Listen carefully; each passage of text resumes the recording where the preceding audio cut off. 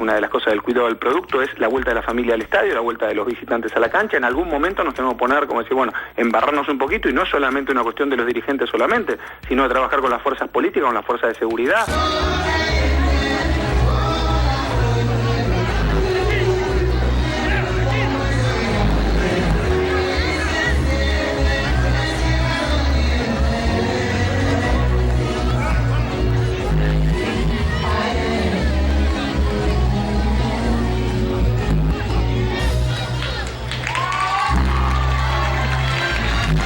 Tiene que haber un sinceramiento de todas las áreas. Digo, hay que tratar de corregirlo eso de alguna manera, y no me parece que sea solamente un problema dirigencial donde digan, bueno, ustedes tal cosa con los barras.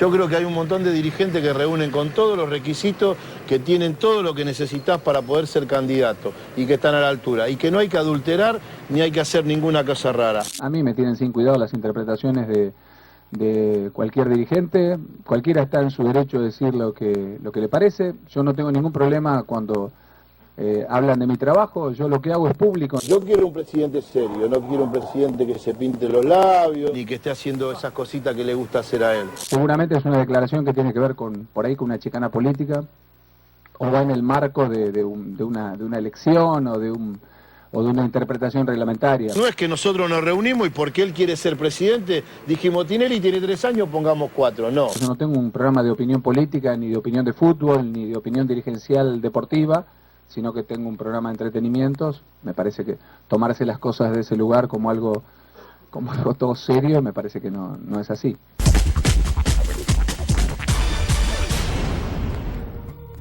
A ver, muchachos, por si alguien bajó de Marte y no se dio cuenta, la AFA no es cualquier lugar. Y si no, fíjense lo que está pasando en Estados Unidos, donde hay un señor que se llama Alejandro Bursaco y había otro llamado Julio Grondona, que si no fuera porque se murió Grondona, estaría preso también, tanto como Bursaco. La AFA no es cualquier lugar, es un lugar que maneja millones y desde el cual se pueden amasar millones. Y además, para una persona como Marcelo Tinelli, si le va bien en la AFA y se convierte en el sucesor de Julio Grondona, ¿quién le impide llegar más lejos? Y llegar más lejos después de que hay un candidato a presidente con posibilidades de ser presidente como Mauricio Macri, que hizo su prestigio antes de entrar a la política en el mundo del fútbol, y Tinelli, una persona súper popular, no hay que sumar 2 más 2, y para entender que saber que en la AFA se juega poder, no se juega solamente prestigio, entrar a la cancha, ir a ver los mundiales gratis, no, sentarse en la AFA para una persona como Tinelli, que no creo que necesite el dinero, es una partida de poder. Y el poder, muchachos, en la Argentina se hace hablando, pero también se hace con 2 herramientas que quienes hacen poder por abajo la conocen bien. Una es la chequera y otra es una barra brava. Si uno tiene la chequera, tiene poder. Por eso el que maneja la chequera convence mucha gente para que, aunque no sean de su partido político, y quien maneja barras bravas también maneja poder. Entonces, lo que pasó ayer en Ideas del Sur, ¿qué fue? Fue una demostración de poder, una bienvenida a cómo se disputan las cosas dentro de la AFA.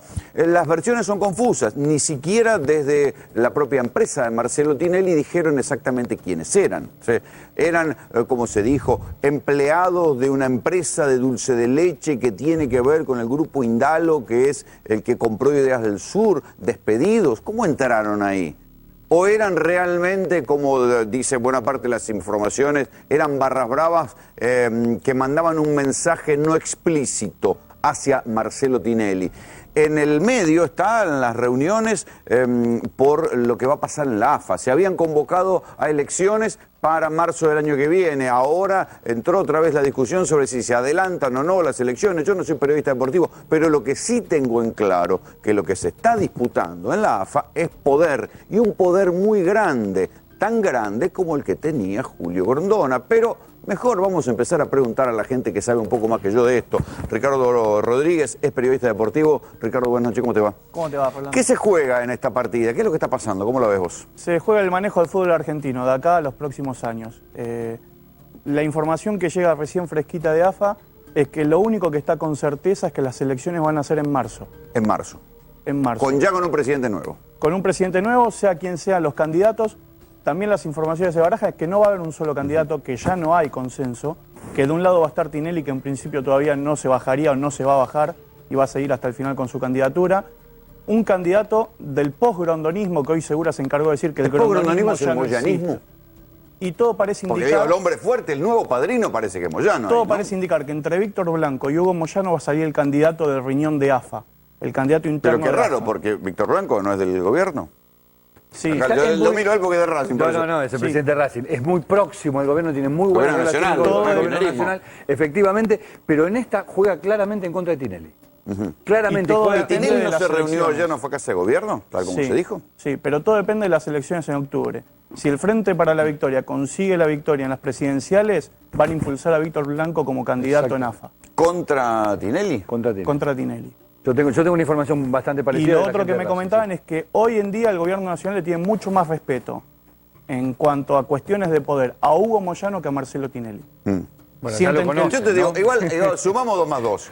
Si vos sos presidente, Sí. recién llegado, y tenés como presidente de la AFA, Marcelo Tinelli, digamos, lo primero que vas a hacer es desconfiar a ese señor y empezar a cortarle la plata, porque en 4 años él es candidato a presidente. Obviamente. Y va Digo, por es todo. sumar 2 más 2, Y ¿o además no? porque no es del palo, por decirlo de alguna manera. Porque Además- Hugo Moyano es un conocido de la casa. Por eso, Se pelea, digo. se Y además amiga, nadie se- piensa que Moyano puede ser presidente. En cambio, Obviamente. Tinelli con plata y arreglando un par de cosas en el fútbol. Diego, buenas noches. ¿Qué hace, ¿Qué Ronaldo? representa el moyanismo dentro de la AFA? El moyanismo, la realidad de lo que hay que decir es que en los últimos años no se acercaba ni a la vereda de calle Viamonte, Moyano. ¿Por qué? Porque el gobierno no lo tenía bien visto y no quería que se acerque porque quien financia al fútbol argentino es el gobierno nacional. Ahora, ¿cuál era Es la una actividad estrategia? casi estatal, como el cine argentino. Es una actividad casi estatal. Ahora, cuando vos ingresás de la puerta de AFA para adentro, ahí se equiparan fuerzas y ahí todos los valores son iguales. Digo, todos los votos valen lo mismo y vale lo mismo el voto del más poderoso y del más débil. Y casualmente, Hugo Moyano tiene un caballo de Troya ahí adentro. ¿Que quién es? Esa es la clave, que es Chiqui Tapia. Vamos a escucharlo a Chiqui Tapia hablando de Tinelli. El año pasado iba a firmar, o hace 2 años, con Fútbol para Todos. Esto ustedes lo saben. Sí. Si no paran el helicóptero de la presidencia que estaba por aterrizar en el predio, se firmaba el contrato. Y él iba a ocupar la parte empresarial del fútbol. Entonces, viste, a mí es muy difícil que te crea. Y no solo como a mí, como a muchos muchachos más. A mí me gusta que el fútbol lo manejen los dirigentes del fútbol. Esto es lo que personalmente me gustaría a mí. Lo importante es que lo tiene que hacer, lo necesitamos, pero sin egoísmo, sin ponernos en primera persona. Si soy presidente, sí, si no soy presidente, no. No voy a cambiar y no lo voy a acompañar porque no corresponde. Si él tuviera 4 años, si él reuniría los requisitos, sin duda que estaría acompañándolo. Parece mentira, pero como todo tiene que ver con todo, yo lo voy a invitar al señor Sergio Federovic que me explique qué tiene que ver el Chiqui Tapia con la ecología. Bueno, digamos con la ecología directamente quizás nada, pero con el SEAMSE mucho. Con la SEAMSE, basura. Con la basura, efectivamente. Todo el mundo sabe que el SEAMSE es un organismo bipartito de la Ciudad de Buenos Aires y la provincia de Buenos Aires, pero que es muy, muy fuerte la presencia del gremio. El gremio es el que maneja la empresa. Gremio camionero. El gremio AGOEC es el gremio de los empleados del SEAMSE. Esto es lo que se dice hace mucho tiempo, que es que esa empresa funciona gracias a que el gremio la sostiene.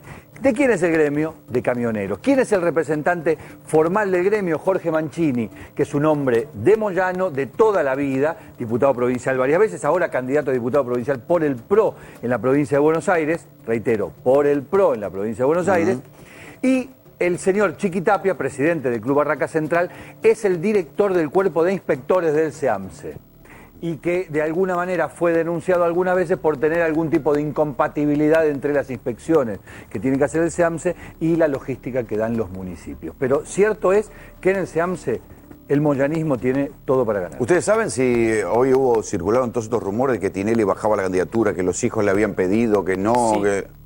Porque Porque fundamentalmente... le mandaron los muchachos. Hace un ratito hablé con alguien allegado a AFA y me manifestó esto. Me dice, como están dadas las situaciones, Tinelli se bajaría en lo próximo, no sé si mañana o pasado, pero bueno, inmediatamente, en lo inmediato, hay que presentar las listas, lo hablamos recién con Ricardo. Y fundamentalmente hay que ver ¿Se si bajaría Tinelli... por miedo, por el apriete? No sé si por miedo. Lo que pudo haber sido ayer esta especie de apriete, como bien lo manejabas vos recién, que es no necesariamente te tienen que ir a apretar matones con una remera de la Asociación del Fútbol Argentino. Y que digan te voy a matar. Y te digan te voy a matar, exactamente. Es una manera de hacerte sentir el rigor. Y la realidad es que para manejar la AFA es 24/24. Vos tenés que estar todo el día ahí adentro. ¿Cuál es el principal valor que tienen los dirigentes? Claro, y una del cosa fútbol de es un puterío entre Graciela Alfano y Moria de Kazán otra cosa y es ahí otra adentro. entre Hugo Moyano y una barra brava. digo. Exactamente. Y hay ese un es el dato tema. que hay que tener en cuenta, que es la seducción de Marcelo Tinelli al principio, cuando uno lo conoce. Eso encandiló a la mayoría de los dirigentes, sobre todo los dirigentes de los clubes chicos del fútbol de ascenso, y ahí empezaba a sacar votos que eran de Chiquitapia. Ese encandilamiento, esa seducción desapareció, se evaporó. Una vez que lo empezaron a conocer, los dirigentes ya no compraron lo que decía Tinelli en un principio, y hoy, si hay que hacer una votación muy fina y pasar el peine fino, yo no sé si Tinelli tiene los votos para ser presidente de AFA. Muchísimas gracias por venir, muchachos. Nos vamos al Almirante Brown, urgente.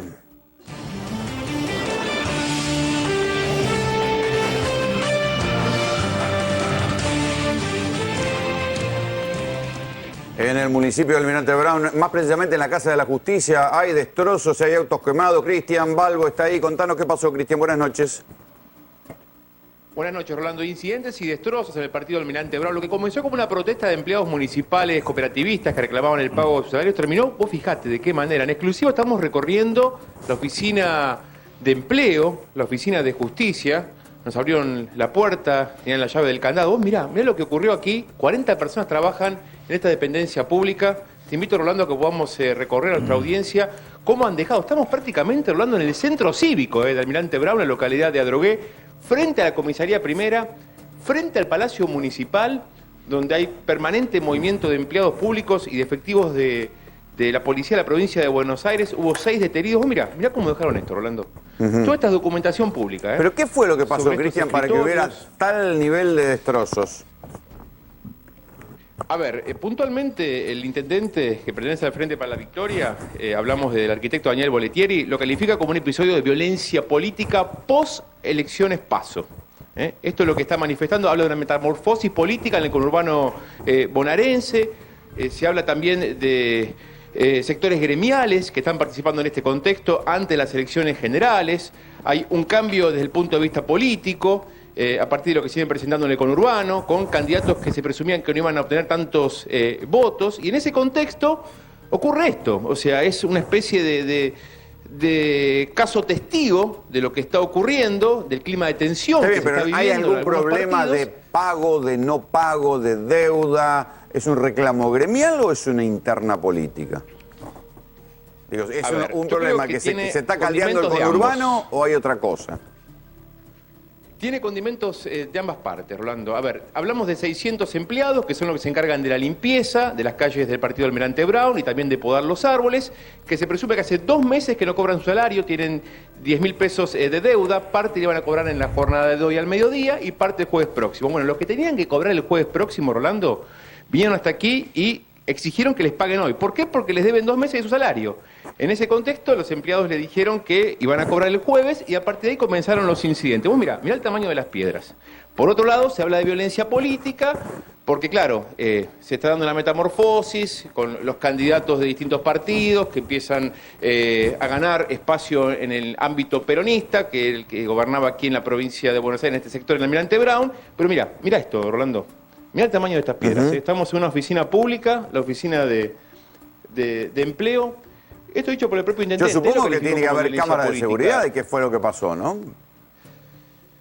Acá Digo, adentro Almirante no. Brown es Acá adentro no hay es un cámaras de municipio- seguridad. Es un municipio moderno, Justosi ahí ha desarrollado sistema de cámaras de seguridad, ha ganado cuando hubo elecciones, ahora le fue mal, pero ha ganado elecciones por hasta el 80% de los votos, fue un intendente que modernizó frente a lo que era el viejo Almirante Brown, del intendente vecinalista. Mira, Rolando, ingresamos en este lugar. Es cierto lo que vos decís, tal cual. Mirá las computadoras, porque hubo robo de computadoras también, ¿eh? Mirá cómo dejaron este monitor, el teléfono. Destrozaron todo. Te repito, estamos a menos de 30 metros de la comisaría primera y a menos de 100 metros de la plaza municipal, de la sede municipal de Almirante Brown, segundo cordón del conurbano. Han destrozado absolutamente todo. Acá trabajan 40 personas y te repito, el conflicto laboral por un lado, con la deuda salarial, y lo que califica el propio intendente como un episodio de violencia político, luego de las elecciones PASO, en un contexto de metamorfosis, con participación de sectores gremiales. Sí, hay que decir, Cristian, que ¿cómo quedó? Habitualmente o en otras épocas las escenas de violencia en el conurbano eran mucho más frecuentes. En estas elecciones, por suerte, digo, no las hubo, no hubo grandes enfrentamientos entre barras, no hubo muertes políticas. En todo caso, lo que estamos viendo es que las escenas de violencia y de enfrentamientos se han trasladado a otros distritos, como lo que se está viendo y discutiendo hoy en la provincia de Tucumán. Hasta ahora el conurbano estaba tranquilo, digo, en términos de violencia política. Afuera, Rolando, hay 3 autos quemados. En la puerta de esta dependencia pública ¿Podés tenés salir y una mostrarlos? camioneta doble tracción, pertenece... Si lo podemos hacer con lentitud, caminando y recorriendo por el pasillo principal, podemos llegar hasta la puerta para mostrarte también los daños, destrozos, episodios de vandalismo. Esto ocurrió a las 3 de la tarde. Sí, porque uno de los autos, yo lo vi, era justamente una Sí. patrulla de Almirante Brown, o sea que fue claramente un ataque sobre los emblemas del municipio.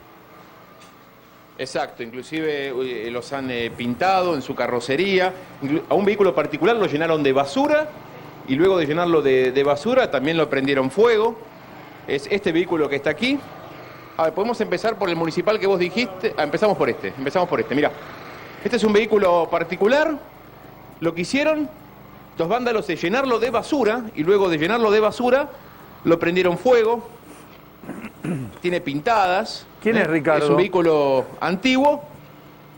Es Me parece que tiene vinculación con esta oficina de empleo de la municipalidad, que es donde deberían haber cobrado estos presuntos 10.000 pesos de deuda que tienen con el personal que se ocupa de la limpieza de las calles. Ahí ves otro, mirá, Rolando. Aquel es un vehículo municipal. Claro. Ese se incendió por completo y no solo se incendió el vehículo, sino que el fuego llegó a los árboles y se incendiaron también las copas de los árboles. Tuvieron que trabajar los bomberos para apagar el fuego del vehículo y también de los árboles. Es una zona de árboles muy añosos, Claro. aquí la localidad de Adrogué. Bueno, y acá está el vehículo municipal, ¿no? Este es el emblema, digamos, lo que quedó como evidencia de los desmanes y los episodios de violencia. Mirá, esta es una camioneta municipal que abundan ahora en varios distritos del conurbano, del segundo cordón, camionetas doble tracción, importadas, donde circula el personal de la Secretaría de Seguridad y Defensa Civil, tiene pintadas, estafadores, dice.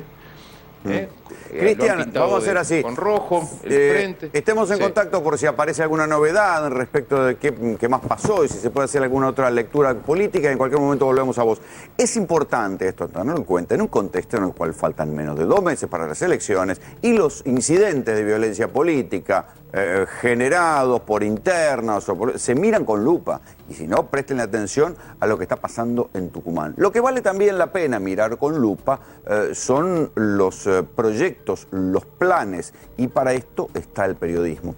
Hay veces que buenas iniciativas, iniciativas para atender a las mamás más vulnerables, esconden algo que merece ser mirado de manera especialmente atenta. Seguramente ustedes recuerdan el Plan Cunita, fue anunciado hace poco por la propia presidenta Cristina Fernández de Kirchner. La Justicia Federal ha abierto una investigación. ¿Por qué? Porque la principal empresa que se adjudicó el Plan Cunita es una inmobiliaria.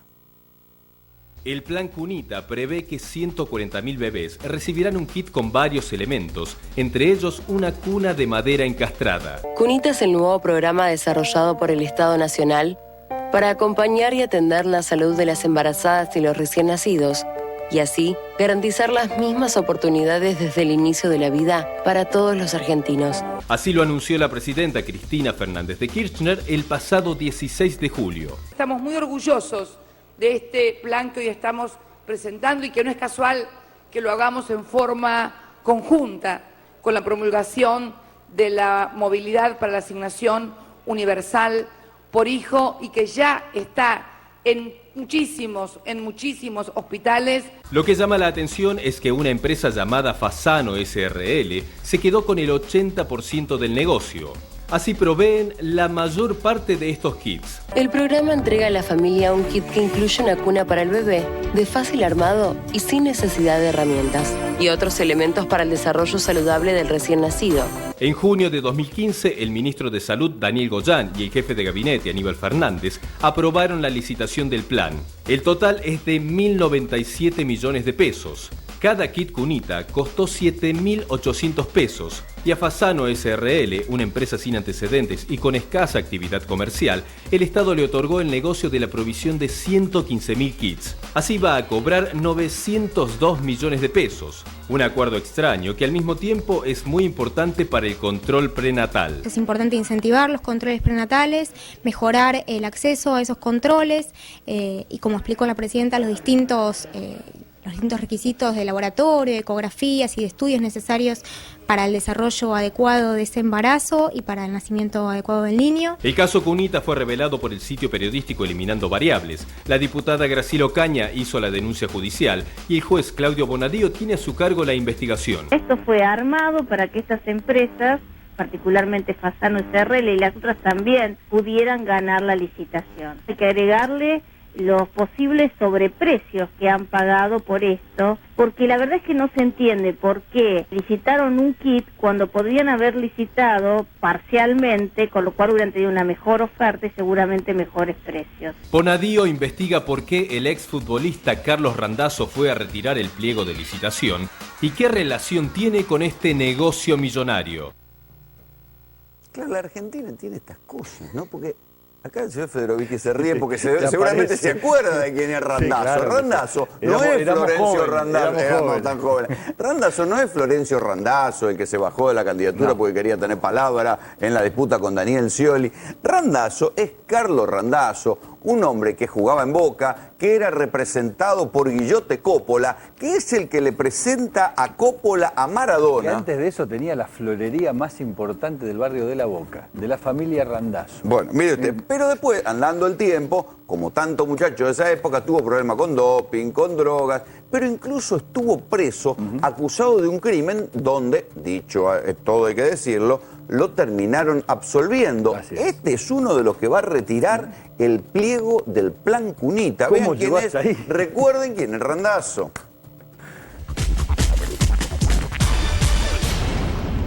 Carlos Damián Randazzo nació el 5 de junio de 1959 en Dock Sud.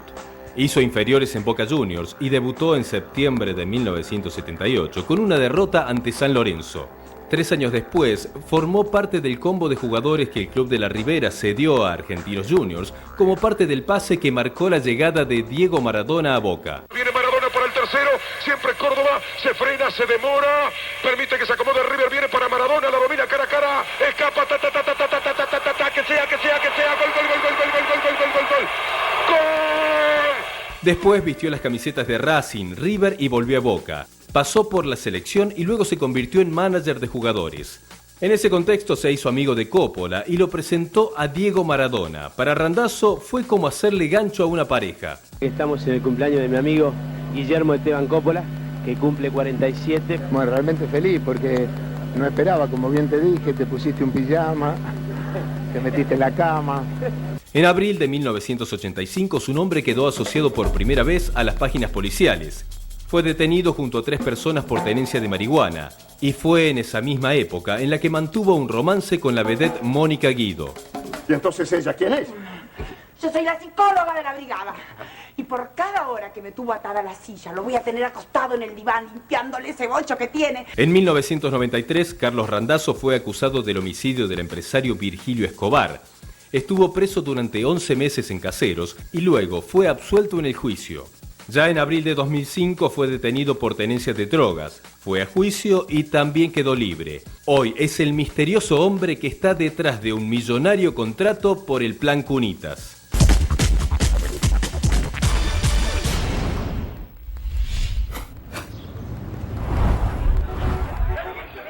Accede al auto que quieras con la mejor financiación. Global Autos, 0800-333-1950, globalautosweb.com. Ignacio Montes de Oca es quien descubrió en su página Eliminando Variables estas cosas, estas particularidades del plan Cunita, que una inmobiliaria se había quedado con un contrato de 902 millones de... Pero ahora, hasta ahí ponele, pero ¿cómo aparece Randazzo en esta historia? Y ahí me sorprende todavía mucho más. A ver, en honor a la verdad, con José Estela, que es el otro 50% del personal del blog. Que o sea, son dos personas, me quiere decir. O sea, quiere decir que no es una... No es una gran... No son muchos. No somos una corporación. Una mini pyme. Bien, no son un multimedio. Para nada. Cuando empezamos a investigar a Fasano, que es la empresa que se lleva más del 80% de este contrato de 1.100 millones de pesos, descubrimos que la socia, la dueña de Fasano, que es de apellido Ruoco, es socia de una Dora Ruoco. Dora sí. Ruoco, 71 una mujer años. vinculada a los Espadones. A los Espadones, es socia de Tricine, que tiene el Teatro Lola Membrives y tiene el Teatro Cómico de Mar del Plata. Seguimos investigando las sociedades y descubrimos que también es socia de la finca Don Lorenzo. Y en esa finca Don Lorenzo comparte junto con Gustavo Cilia, Jorge Artacós, la sociedad con Carlos Daniel Randazzo. Randazzo, el famoso. No tiene que ver directamente con Fasano hasta el día de hoy, que se descubrió que es quien fue a buscar los pliegos. Yo voy a lo siguiente. Si una licitación, ¿sí?, no la tiene que ganar una empresa que tiene un know-how del rubro. Algunos de ellos tenían que ver con bebés, con organizaciones de puericultura, con... o era una inmobiliaria solamente. Porque a lo mejor nos estamos equivocando y se presenta como inmobiliaria y tenían un know-how en bebés, que uno, no sé, y eran todos médicos de garra, te diría, sí, tenés razón.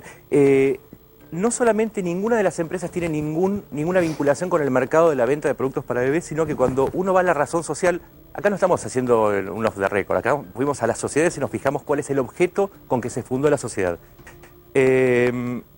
Fasano es una empresa inmobiliaria que antes de eso administraba estacionamientos y antes de eso se dedicaba a la comercialización de chocolates.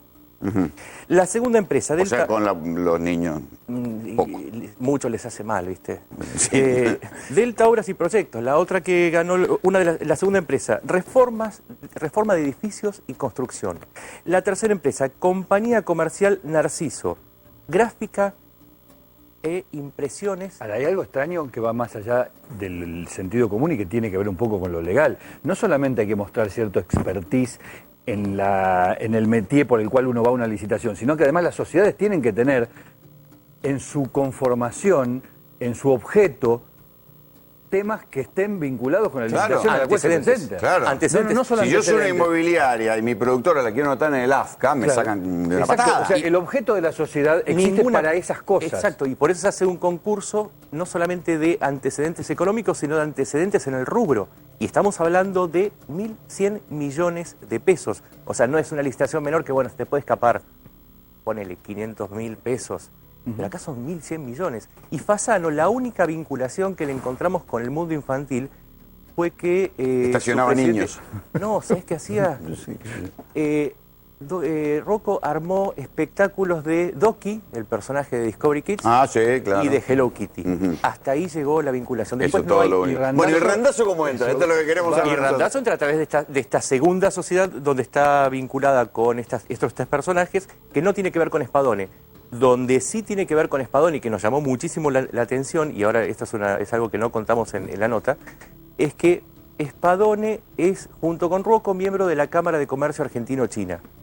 Ustedes conocen, sí, claro, es famoso eso. Conocen el Compra Argentino, bueno. De hecho, creo que el hijo de Spadone está intentando sacar revista Gente en China. Exactamente. Cuando el Compra Argentino significa que cuando el Estado compra, privilegia la compra de elementos argentinos. Ahora bien, acá el Compra Argentino es porque una empresa a la que le compran es argentina. Ahora, los productos que se compraron, nadie garantiza que sean argentinos. Y que Spadone y Ruoco sean de la Cámara Argentino-China, a nosotros nos despertó suspicacias. Para.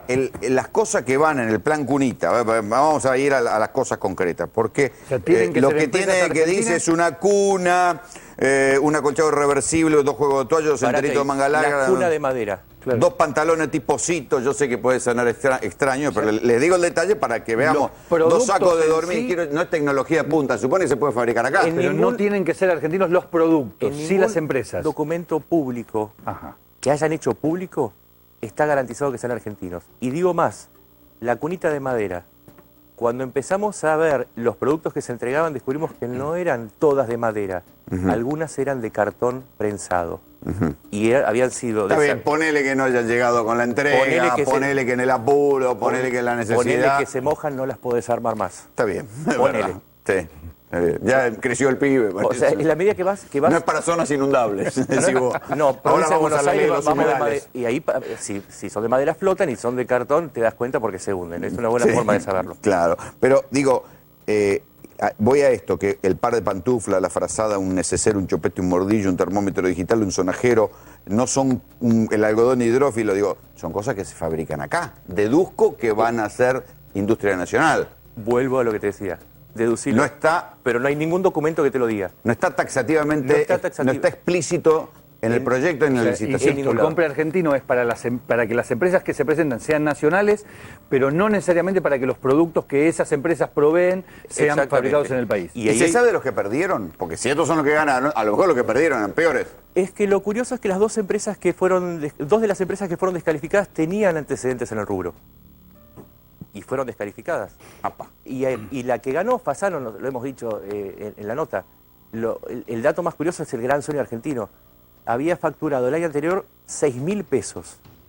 Pasó a facturar 900 millones. Eso significa que creció... Eso es el sueño del capitalismo. 15.045.833% de un año para el otro. Récord. Eso es capitalismo del más puro. Sí, soñado, el capitalismo soñado. Es como si vos hoy ganaras 1.000 pesos y el año que viene... ¿6.000 pesos facturó? 6.000 pesos. Si ganás 1.000 pesos, en el que viene ganas 1.000 millones de dólares. O sea, Goma, entonces. No era una inmobiliaria. Era una empresa que tenía nada de movimiento. Es más, tenía el año anterior un pasivo cercano a los 3.433.000 pesos. O sea, no era una empresa pujante. No es una empresa que venía ganando. El único cliente que declaró ante el Estado, porque tienen que declarar, tienen que presentar un balance ante el Estado para poder competir. Declaró que había tenido un único cliente, que era la Universidad Nacional de La Matanza. Y aún así daba pérdida. La causa hoy está siendo investigada nada menos que por el peor juez para el gobierno, que es Claudio Bonadío. Nosotros presentamos la nota un mes antes que la Presidente anunciara con bombos y platillos el plan. Y ¿ustedes lo presentaron antes? Un mes antes. Pensamos que por una cuestión de pudor iban a hacerlo discretamente. Cuando lo presentan, se empieza a armar un enorme revuelo y nos enteramos que Graciela Ocaña había presentado la denuncia y que para ese momento, para el momento en que la Presidenta estaba anunciando el plan Cunitas, Bonadío ya había allanado las oficinas del Ministerio de Salud que habían llevado adelante el plan Cunitas. O sea, ya había iniciado la causa. Hay una causa federal, digo, no es solo una denuncia periodística. Exactamente. O sea que ahora, en este momento, se está investigando. Y ahora, próximo capítulo. Y ahora tendremos que ir a declarar. Y claro. Nacho, gracias por venir. A ustedes. Los humedales, claro, hay veces que las cosas que nosotros vemos en los noticieros nos obligan a aprender. Y aprendemos a la fuerza de señores como Federovich, ¿qué demonios es un humedal? Y así nos vamos enterando que había una ley de los humedales. Digo había porque la ley puede perder estado parlamentario. Los humedales son los pulmones que evitarían las inundaciones, o para eso estaban pensados. Sin embargo, pese que hay una media sanción de una ley en el Senado, esta ley, Sergio, se puede caer. ¿Por qué? Efectivamente, la ley está en condiciones de perder estado parlamentario simplemente en diciembre de este año.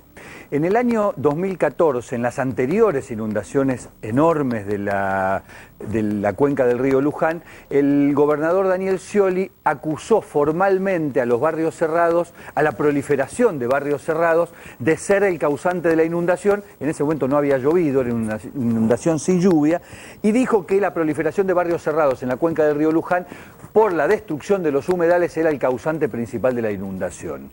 Si seguimos esa teoría, que en algún punto es verosímil porque buena parte de los barrios cerrados han sido construidos sobre bajos, es decir, sobre humedales, sobre ¿Y qué hacen? ¿Le levantan? Porque directamente los tapan los humedales.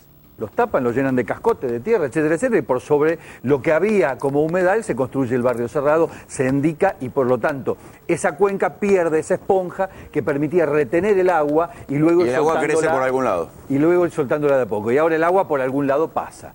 Esto es una de las explicaciones, no es la única, pero es una de las explicaciones más verosímiles de por qué... Pero en el Salado, allá arriba, donde está todo inundado, ahí no hay humedad. No, ahí no hay barrio sí, cerrado, digo. No hay tantos barrios cerrados, hay muchos menos, pero sí hay mucha destrucción prolija de humedales, también. Ahora, si esta es una de las explicaciones factibles para las inundaciones, insisto, la destrucción progresiva de los humedales por el motivo que fuere, no se entiende entonces por qué no se avanza con la aprobación de una ley que ya tiene media sanción.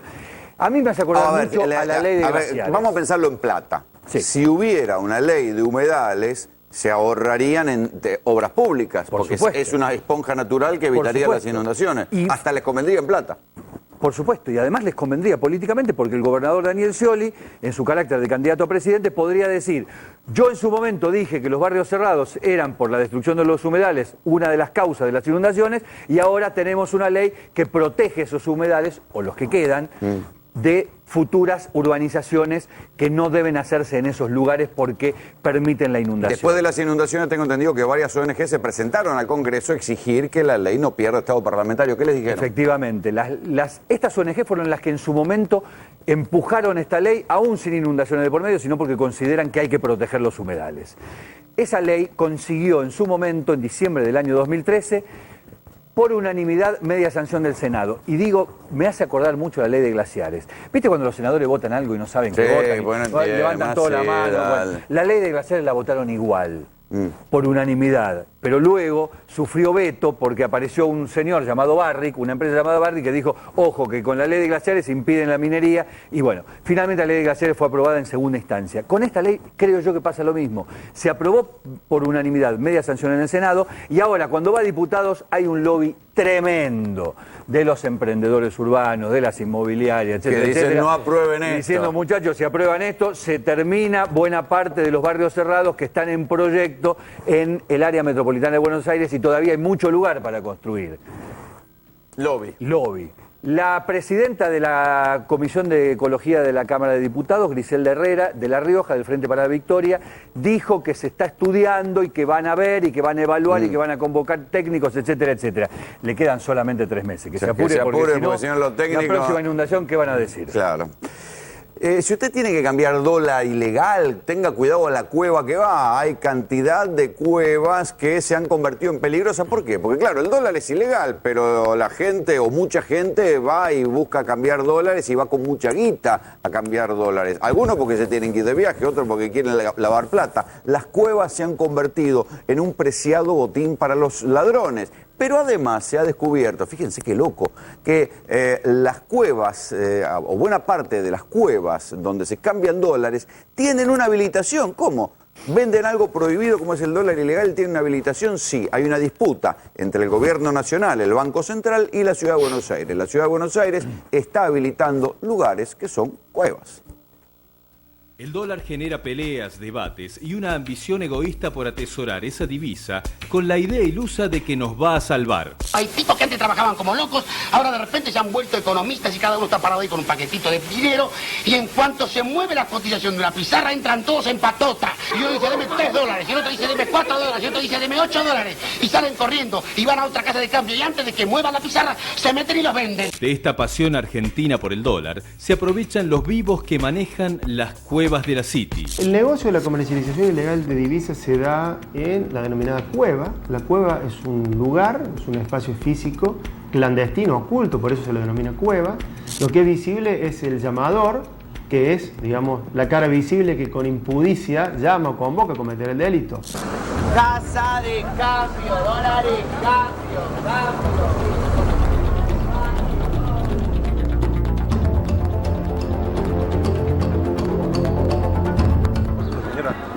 En este momento 15-20 te los tomo y 15-70 te los vendo. 15-70. Sí. Muchas gracias. Estos arbolitos tienen detrás a los cueveros, unos muchachos que silbando bajito hacen negocios hasta con los narcos. Tenemos bajo investigación determinadas firmas que operan bajo el rubro de mutuales o de casa de cambio que están vinculadas a personas extranjeras y que están asociadas al fenómeno del narcotráfico. El equipo de Procelac no solo descubrió a narcos en las cuevas, también allanaron a un médico cuevero que les refregó sus contactos con el Banco Central y les ofreció una coima para que lo dejen tranquilo. Pero ese médico fue el que a su vez intentó coimear a uno de los funcionarios de la Procuraduría, el doctor Pedro Vizcay. ¿Cómo fue eso? Le ofreció dinero para arreglar, ¿cómo podemos arreglar? Y ese médico fue el que, cuando se arribó al lugar, dijo que lo habían llamado del Banco Central para avisarle que el día estaba calmo. Por eso, como estaba sorprendido que hubiese caído este procedimiento. Esta complicidad con el negocio del dólar ilegal empieza con la misma policía en la calle. Esta comunicación que recibe el médico de la autoridad de que iba a estar tranquilo, la existencia de personal de fuerza de seguridad armado, algunos en actividad, otros retirados, pero con su credencial y armado. O sea, tiene policías trabajando en las cuevas. Efectivamente, brindando un soporte de seguridad. Son elementos que nos permiten a nosotros ratificar y confirmar, digamos, estos rasgos definitorios de la criminalidad económica. Casa de cambio, dólares, cambio. Casa de cambio. Casa de cambio. En las últimas horas, el titular de Procelac, Carlos Gonella, pidió que se investigue la posible participación de funcionarios del gobierno de la Ciudad de Buenos Aires en delitos de acción pública. Lo que se busca es saber por qué otorgaron habilitaciones a casas de cambio que funcionan como cuevas del comercio ilegal de dólares. Bueno, acá hay dos cosas que están pasando. La primera es la seguidilla de robos en las cuevas, ¿sí? Sobre todo en la zona de Once. Es lógico, si una banda hace inteligencia, sabe que en un lugar hay una cueva y de ahí se roba $200.000, como pasó en la zona de Once, ¿qué van a ir a denunciar? Es decir, van a ir a la policía y decir, sí, me robaron dinero. ¿Y ese dinero de dónde era? Era dinero sucio, entonces, con lo cual termina siendo como una mexicaneada, o sea, como quien le roba a un ladrón y ese ladrón no puede denunciar de quién era lo robado. Por eso las denuncias contra las cuevas no se conocen y por eso las cuevas se terminan convirtiendo en lugares para clientes cerrados o solo atienden a los tipos que conocen. Cuestiones de funcionamiento de las cuevas, pero tengan en cuenta si alguno de ustedes quiere ir a comprar dólares blue, verdes o ilegales a una cueva. La otra es esto que les digo. La Procelac, la procuración que estudia, que investiga el lavado de activos, está clausurando cuevas porque obviamente no tienen autorización del Banco Central. Sin embargo, se encuentra con que tienen autorización de la Ciudad de Buenos Aires. Carlos Gonella justamente es titular de la Procelac, o sea, el fiscal especializado en lavado de activos. Gonella Graña le habla, buenas noches, ¿me escucha? Hola, ¿qué tal, Rolando? Un gusto saludarte, te escucho, sí, cómo no. A ver, si lo pudiéramos esquematizar, hay cuevas, o sea, hay cuevas o lugares donde se cambian dólares autorizados por la Ciudad de Buenos Aires. ¿Esto es una decisión política o es un error? ¿Cómo lo analizan ustedes? Bueno, esas son circunstancias ya más concretas y detalladas que tendrán que esclarecerse en la investigación que se ha iniciado con motivo de nuestra denuncia. Nosotros hace unos días recibimos por parte del Banco Central de la República Argentina una presentación donde se nos ponía en conocimiento de que había 17 de estas bocas de expendio de comercialización de divisas. Por lo que yo estuve viendo en el dictamen que ustedes suscribieron, buena parte de esas cuevas, nosotros simplificamos así, tenían reporte de operaciones sospechosas previos. O sea que eran muchachos que tenían algún grado de antecedentes complicados. El Banco Central, que es la autoridad rectora en materia monetaria y cambiaria, es la autoridad que puede habilitar a una firma que se dedique a operar en cambio. Como no lo tenían, y el Banco Central detectó que el gobierno de la Ciudad de Buenos Aires se lo había concedido, dándole un viso de legalidad que no era tal, nosotros tomamos medidas para profundizar un poco el asunto y ahí descubrimos, a partir de un pedido de información a la UIF, que varias de estas firmas tenían reporte de operación sospechosa, es decir, habían sido reportados por bancos u otros sujetos obligados del sistema de prevención antilavado por movimiento de dinero poco claros. Entonces, esto fue un elemento de prueba importante que nos sirvió a nosotros para darle un poco de color y presentar el caso a la justicia para que se profundice, Rolando. Te lo pregunto más simplificadamente. Mauricio Macri sigue gobernando la Ciudad de Buenos Aires. ¿Quiere decir que la gestión Macri está habilitando cuevas de dólar? ¿Ha habilitado cuevas de dólar? Nosotros tenemos elementos de prueba que nos permiten sospechar fuerte y fundadamente porque hay reportes de operación sospechosa que así lo indican, ¿no? ¿Las cuevas tenían habilitación real o era una habilitación trucha? No, estaban habilitados por el gobierno de la Ciudad de Buenos Aires, con sello, con firma de la cartera correspondiente, que es el Ministerio de Justicia del gobierno de la ciudad. ¿Esto de quién depende? Es más, el Banco Central, de acuerdo a la documentación que nos fue cursada, intimó a la cartera de la cual estamos hablando para que cese en este tipo de habilitaciones, porque implican habilitar a entes que están operando en cambio fuera de la legalidad, como vos venís mencionando en tu programa, haciendo seguimiento de esta temática. El tema del comercio ilegal de divisas esconde otros delitos mucho más complicados, y es algo que tiene visibilidad a partir del trabajo conjunto de los organismos de hace por lo menos 2 años y medio, que es cuando empieza a trabajar la Procelac, ¿no? Yo sé que muchas veces ustedes están metidos en el tema, pero mirándolo un poco de afuera, parece contradictorio que un Ministerio de Justicia habilite lugares donde se vende un activo ilegal. Y bueno, justamente eso muestra lo dificultoso que es poder avanzar con el acompañamiento de todos los organismos públicos involucrados. Para nosotros esto le agrega dificultad a este fenómeno, porque por un lado nosotros combatimos y por otro lado hay una cartera del Estado de la Ciudad de Buenos Aires que lo está habilitando, ¿no? ¿Quién es? O sea, esto representa, o sea, va a convertirse en una acusación formal para el ministro de la cartera, que es Montenegro, ¿no? Mire, nosotros lo que hemos hecho, hemos sistematizado toda la información y en el día de la fecha, el día de ayer, presentamos el caso en la Justicia Nacional en lo Penal Económico de la Ciudad de Buenos Aires, con todos los elementos necesarios para que el fiscal que le toque esta denuncia promueva la acción penal. Ahora, yo desconozco qué es lo que habrá hecho el juez que le tocó el caso, si corre en vista al Ministerio Público para que promueva acción penal o le delega la investigación, que es otra alternativa prevista en el Código, para que el fiscal reúna más elementos de prueba y pida la indagatoria, que es el próximo paso. Nosotros no identificamos a personas individuales porque nosotros lo que hicimos es denunciar la maniobra y el área dentro del gobierno de la ciudad donde estarían las responsabilidades. A partir de ahí se tendrán que identificar quiénes fueron los funcionarios que pusieron la firma, digamos, y todos los demás elementos que permitan ya individualizar a los sujetos que van a ser eventualmente llamados a prestar declaración indagatoria. Doctor Ronela, gracias por el contacto. No, por favor, que ande muy bien. Chau, chau. Hablando de temas judiciales y de fiscales, hoy fue ratificada en la investigación por la muerte del fiscal Alberto Nisman la fiscal Fein. Atención con esto. Ustedes vieron que nosotros les veníamos contando casi como un folletín cómo era esta cuestión, cómo venía esta película. Les habíamos dicho que cayó bastante mal dentro de las fiscalías, que justo en el momento en el cual se muere la madre de la fiscal Fein, después de lo que fue el huracán Nisman para su trabajo, su jefe, nada menos, el fiscal Sanz, adhiriera a lo que estaba pidiendo Sandra Arroyo Salgado, la exesposa de Nisman, de correr la Fein de la investigación. La Cámara, el tribunal que revisa lo que pasa en los tribunales, en los juzgados de instrucción, la Cámara hoy por 2 votos contra 1 dijo que Fein se quede. No hizo lugar al pedido de Arroyo Salgado y de Sanz. Esto en la práctica representa un apoyo al trabajo de Fein, ¿sí? A Fein la quisieron sacar de todas las maneras posibles.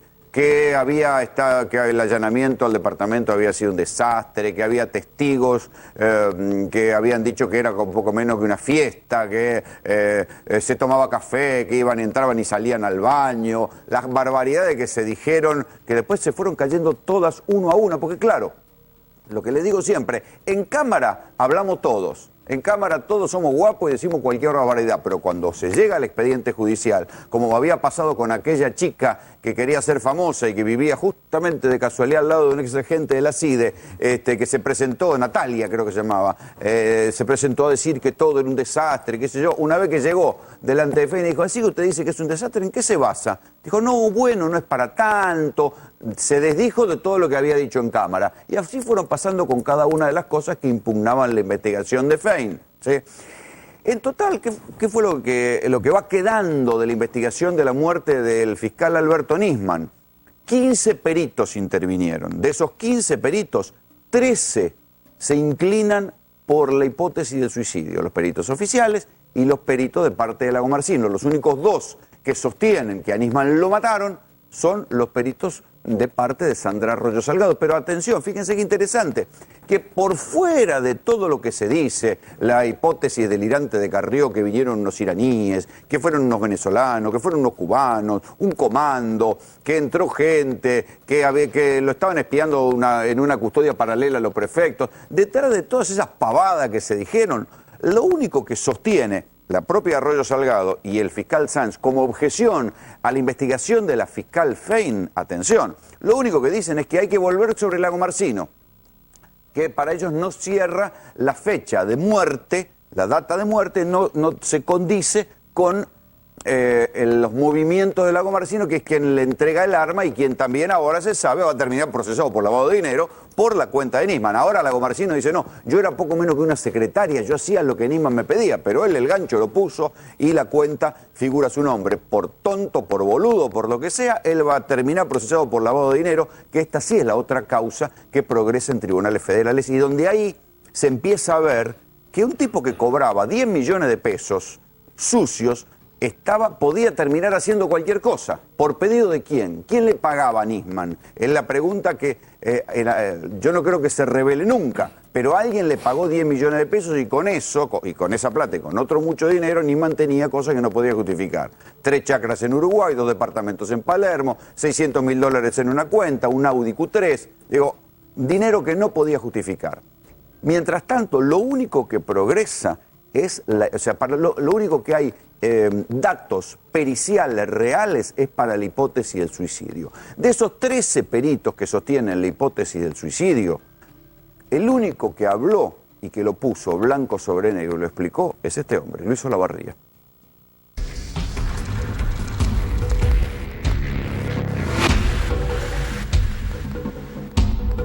Todo lo que se vio dentro del video eso ocurrió, está obviamente. Pero está dentro de los protocolos, está dentro de los protocolos normales. Más que dentro del protocolo del desarrollo, uno va caminando y dice, uy, me pisé algo, pero ya esa marca quedó. Pero no hay lugar. El lugar que hay es muy pequeño para estar. Es la puerta y un lugarcito. Mínimo. ¿Dónde nos metemos? Es todo un problema. Encima tengo un espacio poco con mucha sangre y un cadáver y más de esta naturaleza. Entonces, es difícil moverse en el baño sin no dejar una marca. Pero no, porque tengo los peritos, el instructor o la fiscal, el testigo, porque si no pongo testigo tengo un inconveniente, si no está la fiscal no. Bueno, los peritos, muchos peritos, el que filma, el que saque la foto. ¿Cuánta gente tengo en el espacio reducido? ¿La investigación estuvo bien hecha? A mi criterio sí. ¿Y por qué hubo tantas críticas? Bueno, porque es la interpretación. Tu veredicto es que fue suicidio. Mi veredicto es que no hay ninguno. La justicia dirá que claro, es suicidio, ¿no? Pero si tú me decís, tiene toda la estructura de un autodisparo. En el caso de Nisman es interesante, hay que hacer como con los horóscopos. Pero que los horóscopos los libros de horóscopos son muy interesantes cuando uno los lee, ni bien empieza el año. Pero si uno agarra el libro del horóscopo del año anterior y lo revisa hacia atrás, empieza a ver que la mayor parte de las cosas que dijeron eran todas sanata y eran todas boludeces y ninguna se cumplió. Bueno, en el caso de Nisman es lo mismo. Yo creo que habría que hacer algún día un documental con las barbaridades que se dijeron y se dieron por ciertas, ¿sí? Y ahí se va a encontrar, y por ejemplo, las marchas donde habían convertido a Nisman en un mártir, en un hombre que había hecho una denuncia valiosísima contra el gobierno. Esa denuncia valiosísima no tenía ningún fundamento y la hicieron caer los jueces en todos los niveles judiciales, en primera instancia, en la Cámara y en casación. Pero ahora también se sabe que este tipo cobró 10 millones de mangos y tenía propiedades y no se sabe si no cobró mucho más. O sea, manejaba 10 millones de pesos de dinero sucio. Una persona que gana o que obtiene 10 millones de pesos que no puede justificar bajo ningún punto de vista, uno tiene todo el derecho a preguntarse si esa persona no está dispuesta a hacer cualquier cosa por dinero, incluso denunciar un gobierno. Esto fue Tercera Posición.